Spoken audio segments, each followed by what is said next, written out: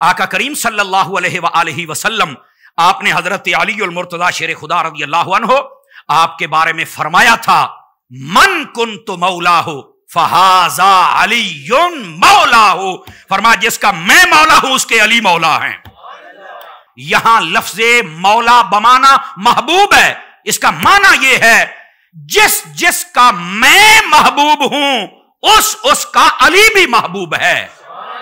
इसको मैं थोड़ा सा आसान कर दूं, फरमाया जो मुझसे मोहब्बत करता है वो मौला अली से भी मोहब्बत करे। ये लफ्ज़े मौला का यहां पर माना अहले सुन्नत के नजदीक है। वैसे लफ्ज़े मौला के मानी उलमा ने 9 से 12 के करीब बयान फरमाए। वारिस भी है, मददगार भी है, गुलाम के माना में भी है, समझ आ रही, बहुत सारे मानी में है, लेकिन मौला बमाना महबूब भी है। और इस हदीस पाक में मौला बमाना महबूब ही है। आप कहेंगे आपके पास क्या दलील है कि मौला बमाना महबूब ही है? मैंने कहा एक तो अहले सुन्नत ने यह माना तय किया है। अहले सुन्नत ऐसे नहीं तय करते, हवा में तीर नहीं मारते, समझ आ रही है ना। ये पहले इल्म के समंदर में गव्वासी करते हैं और वहां से जो असली मोती हो निकाल के लोगों के सामने ला के रख देते हैं। गिरामी कदर हजरात, यहां से यह कभी माना नहीं निकल सकता कि यह खिलाफत अली का बयान हो गया तो आप खलीफा बिला फस्ल हैं। आप कहेंगे तो यह क्यों नहीं है, जरा यह बात भी वाजे कर दें, सुन लीजिए। इसलिए कि यह बात की कहां है, कहा जी गदीर खुम के मकाम पर। तो गदीर खुम कहां है? यह मक्का शरीफ से मदीना जो पैदल रास्ते थे उनमें वापस आते हुए एक मकाम है, और यहां कुआं था पानी का, वहां पर अक्सर पड़ाव करते थे। यह वो जगह है। अगर खिलाफत बिला फसल का ऐलान करना या सिर्फ खिलाफत का ही करना था तो नबी पाक वहां पर जब हज का खुतबा दे रहे थे, जहां पर कुल कायनात से आई हुई मखलूक जमा थी, तकरीबन उलमा वो फरमाते हैं कि 1.25 लाख के करीब सहाबाए किराम जमा थे, और वहां पर पता नहीं कैसे कैसे रिजाल जमा थे, फरिश्ते जमा थे, और क्या कुछ नहीं था, तो सबके सामने ऐलान होता था कि पता चलता कि ये है खलीफा और बिला फसल। Point to be noted. रुकिए, थोड़ा सा आगे चलिए ताकि मैं इस बात को मजीद खोलूं। एक तो वहां नहीं ऐलान किया, यहां पर कौन थे? यहां या यमन वाले थे या मदीने वाले थे या कोई करीब वाला शायद इलाका, बाकी तो सारे वहीं से रुखसत हो गए। तो फिर यह ऐलान वो खिलाफत वाला और बिला फसल वाला कैसे बन सकता है?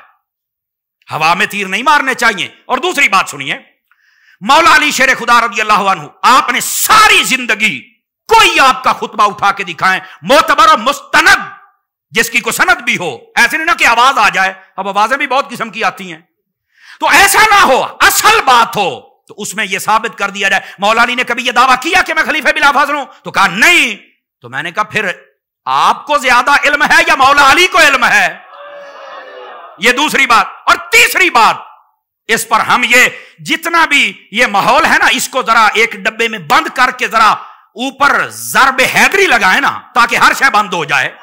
क्यों जी? ज़रबे हैदरी लगा के हर चीज को दफन कर दे, बंद कर दे, इस ताबूत जहालत का ढक्कन ही बंद कर दें। तो कहा कैसे करेंगे आप? मैंने कहा देखिए, मौला अली शेर खुदा मुश्किल कुशा रज़ी अल्लाहु अन्हु, जब आप पर हमला हुआ रमजान शरीफ के अंदर और जब आप शहीद होने के बिल्कुल करीब वक्त था, तो आपसे कहा गया कि हुजूर आप अपने बाद खलीफा का ऐलान कर दे। गौर से सुनिएगा। तो आपने फरमाया मैं खलीफा का ऐलान नहीं करूंगा, नॉमिनेट नहीं करूंगा। क्यों? फरमाया आका करीम अलैहिस्सलाम ने भी अपने बाद नॉमिनेट नहीं किया था, नॉमिनेट नहीं किया था, नॉमिनेट नहीं किया था। मौला अली कह रहे हैं नहीं नॉमिनेट किया था। तो फिर क्या किया था? फरमाया मेरे आका ने फरमाया था अल्लाह ताला तुम लोगों को उस पर जमा कर देगा जो तुमसे ज्यादा बेहतर होगा, जो अल्लाह का महबूब होगा। मैं ये एक तशरीही तर्जमा कर रहा हूं, जो अल्लाह को पसंद होगा, अल्लाह और मोमिन जिस पर राजी हो जाएंगे, फरमाया उस पर अल्लाह तुम्हें जमा कर देगा। और फरमाया फिर हुजूर ने जब मुतय्यन न किया था तो हम सारे अबू बकर पे राजी हो गए थे, क्योंकि वो सबसे अफजल थे और वही उस वक्त अहल थे, हमने उनकी खिलाफत कबूल कर ली। इसी तरह हजरत अली ने फरमाया मैं भी खलीफा नहीं बनाऊंगा, चूंकि नबी ने नहीं बनाया था, ये हम सबको अल्लाह ने जमा किया था अबू बकर पर। फरमाया आज मैं भी कहता हूं या अल्लाह मेरे बाद इन लोगों को जो इन सब से अफजल है उस पर जमा कर देना। तो फिर सारे लोग इमाम हसन के हाथ पर जमा हो गए थे। तो उस वक्त बाद में ये हकायक कौन बयान करेगा? दोस्तानी अजीज, ये सिर्फ तासुब की ऐनक उतारनी पड़ेगी। अब जाहिर सी बात है, जब ये हकायक बयान किए जाएंगे, अहले इश्क तो हमें दुआएं देंगे, लेकिन कईयों को काम मिल गया, वो बेचारे बैठेंगे 2-2 महीने लगाएंगे और इसके खिलाफ हर किस्म का प्रोपोगंडा करके मैं ये जवाब देता हूं, मैं ये जवाब देता हूं। बेटा, आपका वो काम है, आप कीजिए, हमारा ये काम है जो हम कर रहे हैं। हम हकायक के मोती लोगों के सामने रखते रहेंगे, और जब तक ये या रसूल अल्लाह कहने वाले लोग मौजूद हैं, अल्लाह के फजल से ये सहाबा के भी गुलाम हैं और अहले बैत के भी गुलाम हैं। ये सारे हक बात को कबूल करते रहेंगे, और दलाइल है, इसमें कोई छोटी और झूठी बात भी नहीं है, कमजोर बात भी नहीं है। लेकिन दूसरी बात सुनिएगा, ये जो आका करीम सल्लल्लाहु अलैहि वसल्लम ने फरमाया था, ये खिलाफत के लिए नहीं था, बल्कि ये महबूबियत अली को बयान किया जा रहा था। अच्छा, आप कहेंगे ये बात तो समझ में आ गई, लेकिन इस बात को थोड़ा सा खोल सकते हैं? मैंने कहा बिल्कुल खोलते हैं। सुनिए मौला अली के गुलामों, सुनिए अहले बैत के दीवानों, सुनिए और सहाबा के परवानों, सुनिए असल हकायक क्या है। हकायक हजरत हाफिज साहब और शाह साहब ये हैं, ये असल वाकया पता क्या था, इसका पसे मंजर क्या था, जिसको आज तक अवाम में नहीं बयान किया जाता। हाँ, सुन्नी बयान करते हैं और हम भी बयान कर रहे हैं। सुनिए क्या था।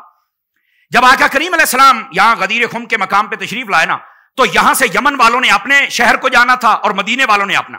आका करीम अलैहिस्सलाम जो भी जाता था उसकी बात सुनते थे, कोई मामला होता वो सुनते थे और उनकी तरबियत फरमाते थे, उनको जो सबक शरीयत का देते थे और आप उसको रुखसत फरमा देते थे। जब यमन वाले जाने लगे, चूंकि उस वक्त यमन के अंदर हजरत अली अल मुर्तजा शेर खुदा रज़ी अल्लाहु अन्हु आपको भेजा गया था, आप वहां पे सारे पैगामात दीनिया आका करीम अलैहिस्सलाम की इजाजत से उन लोगों को सिखाते थे, पहुंचाते थे और समझाते थे। बाद लोगों ने हजरत अली की आके ना बेजा शिकायतें शुरू कर दी। असल ये पसे मंजर था, जब उन्होंने हजरत अली की शिकायतें लगाई तो आका करीम सल्लल्लाहु अलैहि वसल्लम आपने सब लोगों को जमा फरमाया, उसमें एक फसीहो बली खुतबा इरशाद फरमाया, जिसके अंदर बहुत सारी चीजें बयान करने के साथ आपने यह भी फरमाया कि मैं तुम्हारे दरमियान 2 चीजें छोड़ के जा रहा हूं, एक अल्लाह का कुरान है और दूसरी मेरी अहले बैत है। और साथ ही साथ मेरे आका ने यह भी फरमाया कि ये जो एतराज अली पर कर रहे हो, फरमाया कि ये नहीं, अगर मुझसे मोहब्बत करते हो तो अली से भी मोहब्बत करो। ये था उसका जवाब। ऐसे ही एतराज करने का क्या मकसद है।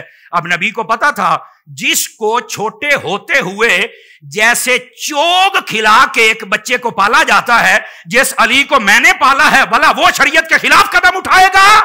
ये नहीं होगा। तो आका करीम सल्लल्लाहु अलैहि वसल्लम ने उनके तमाम तर ख्यालात को वहां पर रोक दिया और फरमाया कि अली से बस मोहब्बत करनी है। और इसमें इशारा इधर भी है जो आका करीम ने फरमाया था, अल्लाहुम्मा अदरिल हक है सुदार, फरमाया या अल्लाह हक को उधर मोड़ दे जिधर मेरा अली जाता है।